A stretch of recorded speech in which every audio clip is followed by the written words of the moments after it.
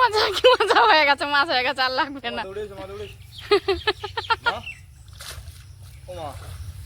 হঠাৎ মনটা খারাপ হয়ে গেছে, ওর কাছে এসছি, যেমন আনন্দ হচ্ছিল সেই সঙ্গে হঠাৎ মনটা খারাপ হলো। মন খারাপ যে বিবাহবার্ষিকীতে একটা গিফট দিল, সেটা হারিয়ে ফেললাম। গিয়ে পড়ন্ত বিকালে কিংবা সন্ধ্যাবেলায় একটু মন খারাপ হয় নিজের কাছের মানুষগুলোর জন্য।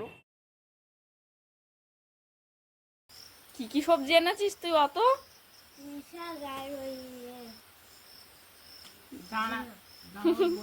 মাছটা কে দেবে সকালবেলা? এই যে শাক পাতা দিয়ে যাচ্ছে, মাছটা কে দেবে? তোর বাবাকে গিয়ে বল, সাথী বলেছে মাছ দিতে। যা রেখে রান্নাঘরে আমি যাচ্ছি। ও মা কদিন বাড়ি আছে না, বেঁধে দিচ্ছে ওর। নমস্কার, আপনারা সকলে ভালো আছেন তো? আপনাদের সকলকে অসংখ্য অসংখ্য ধন্যবাদ জানিয়ে, আপনাদের আশীর্বাদ ধন্য সাথী বিপ্লব ব্লগের আরও একটা সম্পূর্ণ নতুন পর্বে আপনাদের সকলকে স্বাগত জানাই। তো সম্পূর্ণ পর্বটি আপনারা কোথাও স্কিপ না করে দেখতে থাকুন, আশা করব আপনাদের ভালো লাগবে। আর যেভাবে আপনারা ভালোবাসা ও আশীর্বাদ দিচ্ছেন, আগামী দিনে সেইভাবে পাশে থাকুন এই আশাই রাখি। আর পুরাতন দর্শক বন্ধুদের মতোও নতুন দর্শক বন্ধুরা যেভাবে পাশে আছেন, তার জন্য আমি আন্তরিকভাবে আপনাদের কাছে কৃতজ্ঞ। আজকের পর্বে শুরুতেই বলে রাখি, মিলি আবার 2 রকমের সবজি দিয়ে গেছে। বলেছি আগেই যে ওদের একটা সবজির দোকান আছে। এবার আমাদের এখানে তো অনেক সময় ঝড় বৃষ্টি হচ্ছে, মাঝে মাঝে যখন সবজি বিক্রি হয় না, অনেক সবজি বেঁচে যায়।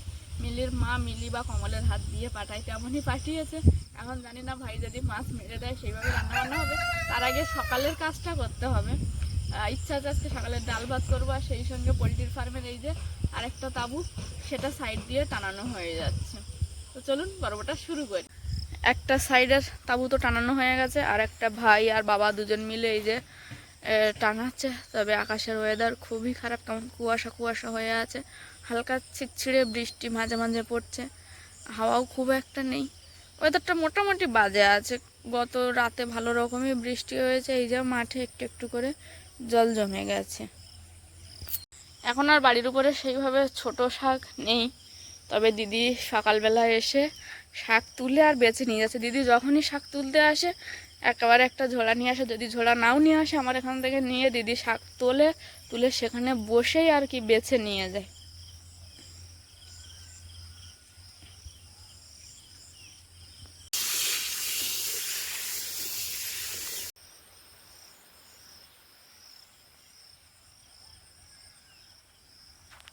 অতিরিক্ত বৃষ্টি হওয়ায় উনানের চারপাশটা একদম পরিষ্কার পরিচ্ছন্ন রাখতে পারি না, কাঠ রেখে দিতে হচ্ছে। কারণ এই যে এখানটায় কাঠ রাখা আছে, এই কাঠগুলো উনানের তাপে তাপে একটু যখন রান্না হয়ে যায় সরিয়ে উনানের কাছে দিই, তাহলে একটু তাপে তাপে শুকনো হয়। এগুলো দিয়েই আপাতত রান্না হচ্ছে। আর আজকের উনানের প্রথমে ছাই তুলবো, তারপরে পোঁছ দেবো। মা উনানগুলো এত গর্ত করে করে দেয় যাতে রোজ ছাই না তুলতে হয়। প্রায় 1 সপ্তাহ বাদে বাদেই ছাই তুলি।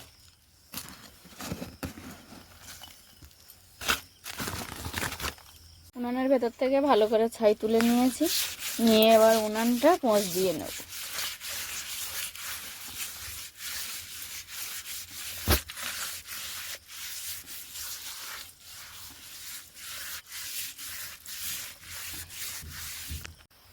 উনানের ছাই তুলে আজকে ভালো করে পোঁছ দিয়ে দিয়েছি। রোজই ভালো করে পোঁছ দিই, তবে আজকে ছাই তুলেছি। এই লাগানো হয়ে গেছে তাঁবু, সাইডে তাঁবু লাগিয়ে ভাই গাছে উঠেছে, কয়েকটা চিচিঙ্গে হয়েছে গাছে, সেগুলো পেড়ে দেওয়ার জন্য।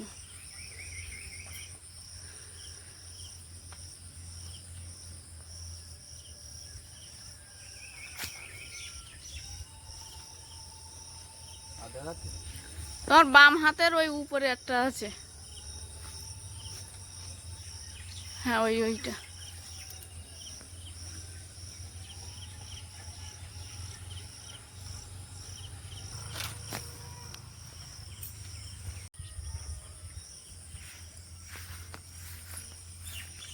একটা পচে গেছে, আর তোমার ওই সাইডে ওই জায়গায় 2টো পচে গেছে।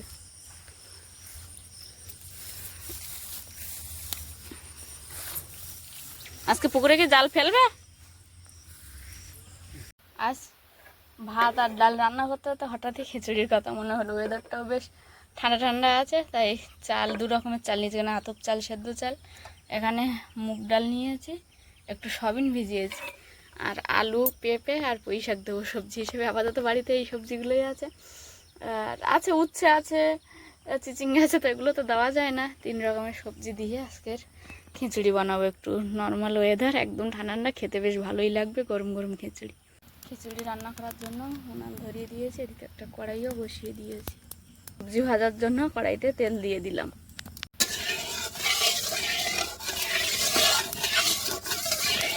কড়াইয়ের তেল গরম দিয়ে দেবো কেটে ধুয়ে রাখা সবজি সহ সয়াবিন দিয়ে ভালো করে ভেজে নেব।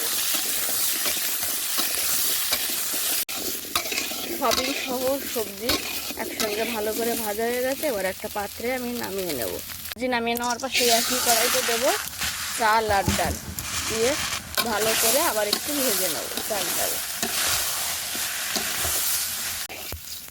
ধুয়ে রাখা চাল আর ডালটা একটু কড়ার উপর ফেলে নেড়ে নিয়েছি, নিয়ে জল ঢেলে দেবো। চাল ডাল ফুটতে লাগুক, ততক্ষণে আমি খিচুড়ির জন্য একটা মশলা বানিয়ে নেব। প্রথমে এই টুকরো করা আদাগুলো ভালো করে শিলনোড়ায় বেটে নেব।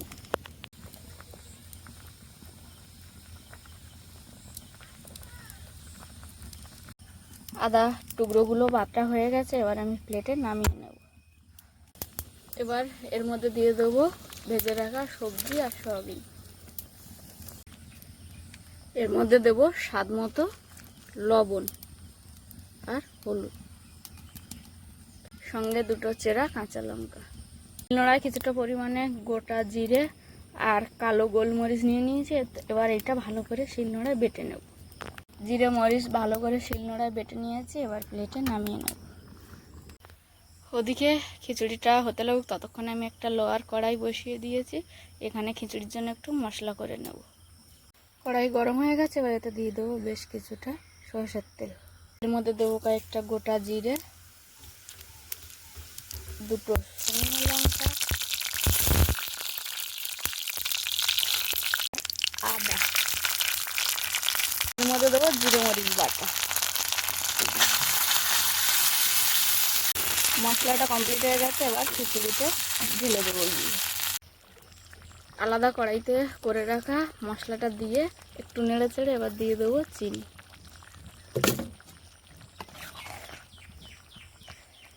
আমার খিচুড়িও পুরোপুরি রেডি।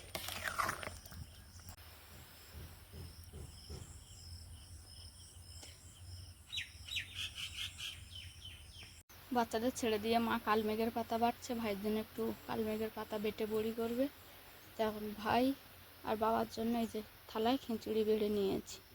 সকালে খিচুড়ি খাওয়া দাওয়া করে এখন এই যে প্রচুর আজকে সবজি আছে। মিলিরা এমনিতেই 2 রকমের সবজি দিয়ে গেছে, সেই সঙ্গে আমাদের বাড়িতেও কিছু সবজি উঠেছে ছিল, তো মাছ নেই। তাই ভাইকে বললাম হয় জাল ফেলে দাও, নাহলে ও আগের দিন ঝড়খালিতে গেছিলো, সেখান থেকে শুকনো চিংড়ি মাছ কিনে এনেছে, ওই দিয়ে রান্না করতে হবে। দেখলাম খেয়ে উঠে জাল হাতে নিয়ে বেরিয়ে পড়েছে।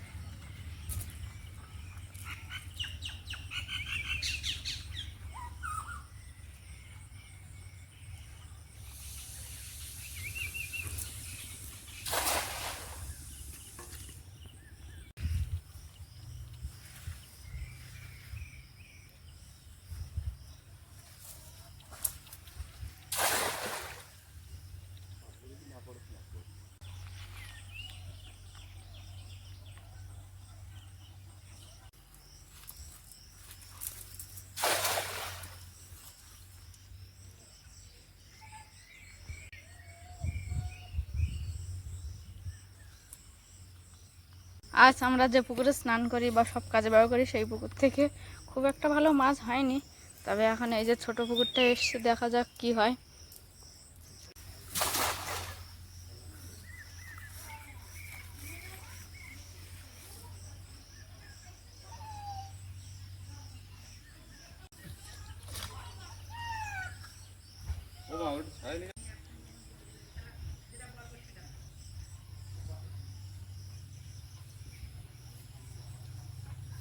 চালের উপরে মাছ,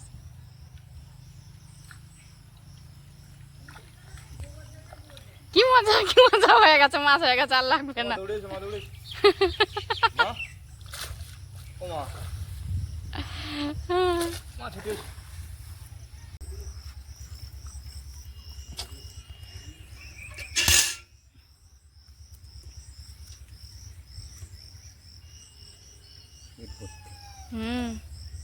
এই পুকুরে আর খাবার দেবো না তো, ছোট পুকুরে এক কেমনে।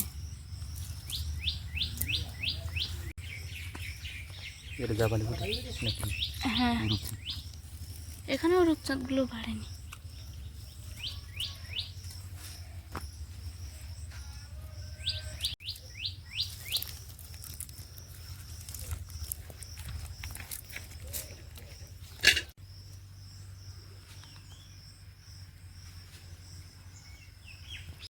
আমাদের মাছ মারা আপাতত আজকের মতো সমাপ্ত হয়েছে।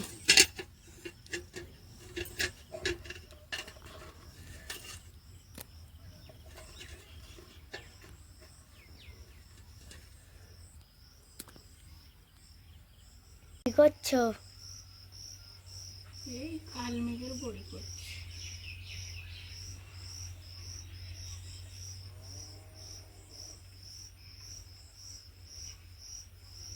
কেন? ছোটদা করতে বললো। ছোটদা খাবে।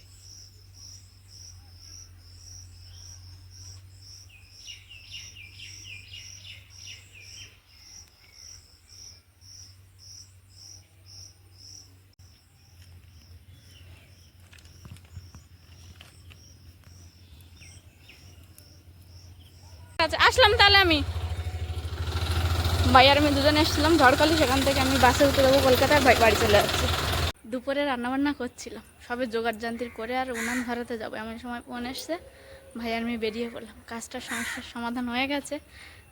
দুজন একসঙ্গে বেরিয়েছিলাম, ঝড়খালি পর্যন্ত এসে ওর মতো বাড়ি ব্যাক করেছে, আমাকে বাসে তুলে দিয়ে বাস পর্যন্ত বাইক নিয়ে এগিয়ে দিয়েছিল। বাসে করে ক্যানিং পর্যন্ত এলাম, ক্যানিং থেকে ট্রেনে করে বিদ্যাধরপুর, সেখান থেকে হেঁটে হেঁটে এখন এই যে বিদ্যাধরপুর বাড়িতে এসেছি। আর আজকে বিপ্লববাবু জানেও না যে আমি আসবো, হঠাৎ মনে হলো যে একটু যাই ঘুরে আসি, তাই চলেই এলাম। আর এসে রাত্রেবেলা দেখবো রিয়াকশানটা কী হয়। এখন এই যে ঘরে দুটো দুটো তালা ঝুলছে, এগুলো খুলে ঢুকবো আমি।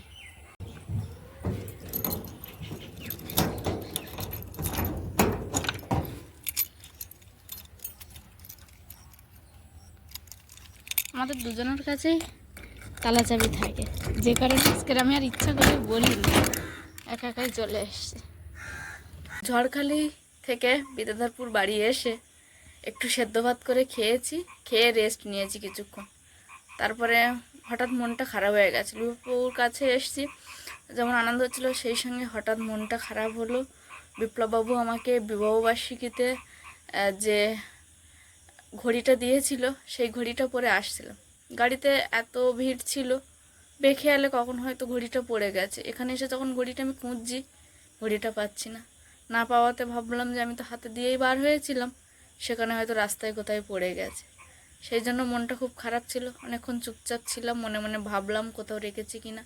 তা মনে পড়লো না, আমি তো কোথাও রাখিনি। ভাইয়ের কাছে শুধু একটা ছোট্ট ফাইলের ব্যাগ দিয়েছি, যেখানে কিছু কাগজপত্র ছিল, তাছাড়া তার কিছু দিইনি। আর একটা সাইড ব্যাগ, সেটা আমি তো নিয়েই এসেছি।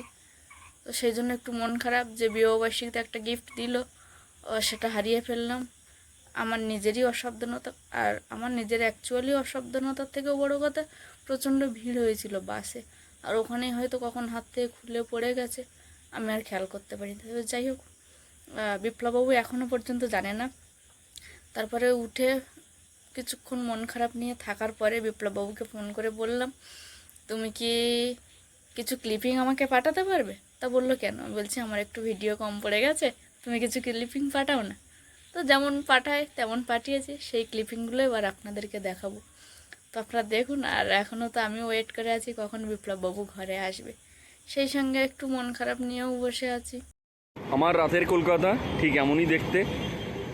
রাত্রির আগে থেকেই সন্ধে নাগাদ লাইটগুলো জ্বলে ওঠে, আর পাশ দিয়ে বয়ে গেছে আমার মা ফ্লাইওভার।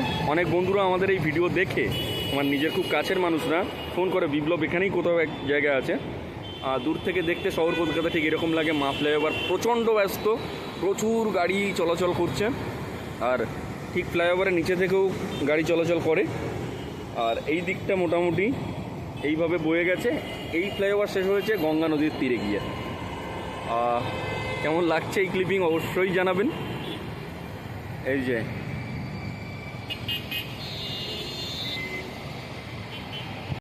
সাথী বিপ্লব ব্লগের ক্যামেরায় এই মুহূর্তে বিপ্লব, আর ঘড়ির কাঁটা এই মুহূর্তে 6:15।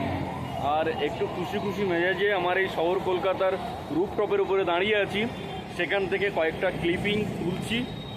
যদিও রাত্রিবেলা রাতের কলকাতা কেমন ব্যস্ত দেখায়, কাছ দিয়েই মা ফ্লাইওভার বয়ে গেছে, তো সেই ক্লিপিংটুকু একটু দেখাবো। যদিও চেনা জানা ব্যস্ততা, অনেকেই জানেন দেখেন, তবুও আমি আমার মতন করে একবার ক্যামেরা ধারণ করবার চেষ্টা করছি। আর অবশ্যই সেটাকে খুশি খুশি মনে ভালো লাগবে আশা করি। প্রচণ্ড নয়েজ হচ্ছে, আপনি হয়তো আমার কথা ঠিকভাবে শুনতে পাচ্ছেন না, তবুও যতটুকু শুনতে পাচ্ছেন সেই জায়গায় দাঁড়িয়ে আমি শুধু আমার একটাই মনোভাব আপনাদের সামনে তুলে ধরতে চাই। সেটা হলো, যারা আমাদের মতো প্রবাসী, যারা আমাদের মতো অর্থের জন্য এদিকে ওদিকে কর্মজীবনে থাকেন ব্যস্ত শহরের মাঝখানে, কোথাও গিয়ে পড়ন্ত বিকালে কিংবা সন্ধ্যাবেলায় একটু মন খারাপ হয় নিজের কাছের মানুষগুলোর জন্য, নিজের মানুষগুলোর জন্য। তো সেই মন খারাপ হয়তো কোনো পাত্রে মাপা যাবে না, বা কোনো দাঁড়িপাল্টায় সেটাকে সঠিক ওজন করা সম্ভব নয়। সেই মন খারাপটা শুধুমাত্র অনুভব করতে হয়। তাই যে সকল প্রবাসীর পরিবারবর্গ এই ভিডিও দেখছেন, সেই সকল পরিবারবর্গকে বলবো যে অবশ্যই যে মানুষটা আপনাদের থেকে অনেক দূরে আছেন এবং ইনকাম করার জন্য অনেকটা স্যাক্রিফাইস করছেন, তাদেরকে অবশ্যই সময় দিন, তাদের সময়টুকু বোঝবার চেষ্টা করুন। তারা যখনই কল করছে রাত্রে 12টা, কখনো কখনো ভোরবেলা, বা লাঞ্চ করেনি, অনেক রকম সমস্যা হয়, যখনই ফোন করছে আপনাদেরকে একটু সময় দিচ্ছে বা সময় আপনাদের কাছে চাইছে, সেইটুকু সময় অবশ্যই কম্প্রোমাইজ করবেন। দেখবেন অপরপক্ষ মানে অন্যদিকের সেই প্রবাসী মানুষটা খুব খুশি হয়ে যাবে। এইটুকুই তাদের আছে, আর কিচ্ছু নেই। কিছু পয়সা রোজগার করে শুধুমাত্র আপনাদেরই জন্য। যাই হোক, আপনারা সকলে ভালো থাকবেন। এতক্ষণ কষ্ট করে এই অন্ধকার যুক্ত ক্লিপিংটা দেখবার জন্য অনেক অনেক ধন্যবাদ।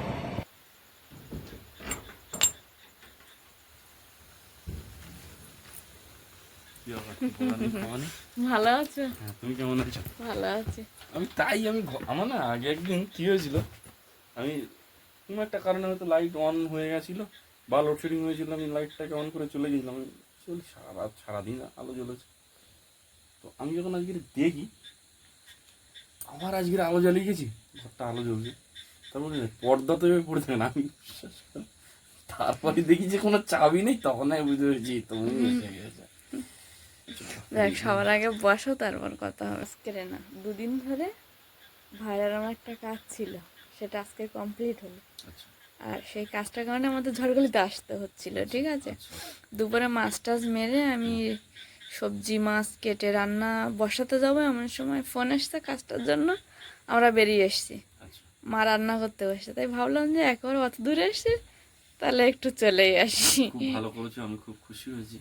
আর সম্ভবত আমি একটা ভিডিও ক্লিপিং আমার ক্যাফের রুফটপ থেকে পাঠিয়েছিলাম, আমি জানি না সেটা তুমি কোন ভিডিওর মধ্যে ইউজ করেছো, এই ভিডিওটাতে।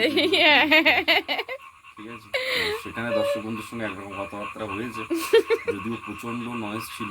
জানি না আমার দর্শক বন্ধুরা সঠিকভাবে সেই কথাবার্তা কতটুকু শুনতে পেয়েছি। সর্বপ্রথম আমি আমার দর্শক বন্ধুর কাছে নমস্কার জানাতে চাইছি, এবং যে সমস্ত বয়োজ্যেষ্ঠ মানুষরা আমাদের এই ভিডিও দেখেন, আমাদেরকে আশীর্বাদ করেন, তাদের চরণতলে আরও একবার প্রণাম জানাতে চাইছি। যে সিচুয়েশনটা হয়েছে আমি খুবই আনন্দিত। মাঝে মাঝে এরকম মিরাক্কেল ঘটে গেলে না লাইফে, সত্যি একটু হাওয়া বদলের মতো মনে হয়। আপনাদেরকে জানিয়ে রাখি, প্রচুর ব্যস্ত জীবনযাত্রার মধ্যে আমাকে চলতে হয়। আমি কেন, পৃথিবীর অনেক মানুষই সেইভাবেই চলাচল করেন, তার মধ্যে আমি একজন। আমার কয়েকটা দিন পরে আমি ছুটি করতে পারবো, যেহেতু সাথী এসছে। আমি সাথীকে বলবো যে তুমি যদি, আমি জানি না তোমার কি পরিকল্পনা আছে, বাড়ির দিকে কীরকম কী কাজ আছে, কয়েকটা দিন থেকে যাও, আমার 2 দিন টাইম দাও, আমি তার মধ্যে ম্যানেজ করে একটা ছুটির ব্যবস্থা আমি করতে পারি, ঠিক আছে? আর যদি ছুটি হয়, জমজমাট ভিডিও আমি আপনাদেরকে উপহার দেবো, সেরকম একটা চেষ্টা থাকবে। আর কিছু এত কিছুর মধ্যে একটা মন খারাপ, কিনা? তুমি সেই বিবাহবার্ষিকীতে যে ঘড়িটা দিয়েছিলে, হাত ঘড়ি, আচ্ছা, ওটা আজকে রাস্তায় কোথায় পড়ে গেছে, আমি বুঝতে পারিনি। ভালো হয়েছে, এই পরে জন্য বললাম এখানে ভালো এসে হয়েছে। আমি জানি না আমার অনেক গুরুজনরা এই কথা শোনার পরে কি মনে করবেন। ওই ঘড়ির সঙ্গে সঙ্গে তোমার খারাপ সময়টাও চলে গেছে, আবার নতুন হবে, নতুন সময় আসবে তোমার জন্য, ঠিক আছে? তো আমার মনে হয় যে মন খারাপ না করাই ভালো। খুব স্বাভাবিক ব্যাপার, ঘড়ি চলে গেছে, কোথায় হারিয়েছে কোনো আইডেন্টিফাই করতে পেরেছো? হ্যাঁ, যত সম্ভব ওই ঝড়খালিতেই হারিয়েছে, ওখানে ঘুরছিলাম ব্যস্ত আমি। ছিল একটু। হ্যাঁ, বাসে হয়তো হারিয়েছে। আচ্ছা, ঠিক আছে, কোনো অসুবিধা নেই। প্রিয় দর্শক বন্ধু, ক্যামেরার উপর থেকে সাথীর কথা অনুযায়ী আমি এই ভিডিও আজকে শেষ করব। আমি জানি না এই ভিডিও শুরু কে করেছে, আমার মা করতে পারে, অনেক সময় আমাদের সাথী করে। কে করেছে আজকের এই ভিডিও শুরু? আমি। তুমি করেছো। তো প্রিয় দর্শক বন্ধু, সাথী বিপ্লব ব্লগের শুরু হওয়া ভিডিওতে সাথী ছিল, আর সাথী বিপ্লব ব্লগের এই ভিডিওতে শেষ অর্ধে বিপ্লব আপনাদের সামনে উপস্থিত হয়েছে। সব কিছু মিলিয়ে আজকের পর্বটা কেমন লেগেছে অবশ্যই একটু জানাবেন। আর দেখা হচ্ছে আগামী পর্বে, ততক্ষণের জন্য আপনারা সকলে খুব ভালো থাকবেন, সুস্থ থাকবেন এবং নিজের প্রতি খেয়াল রাখবেন। আর সেই সঙ্গে সঙ্গে আপনাদের আশীর্বাদ থাকুক সাথী বিপ্লব ব্লগের পক্ষে। নমস্কার।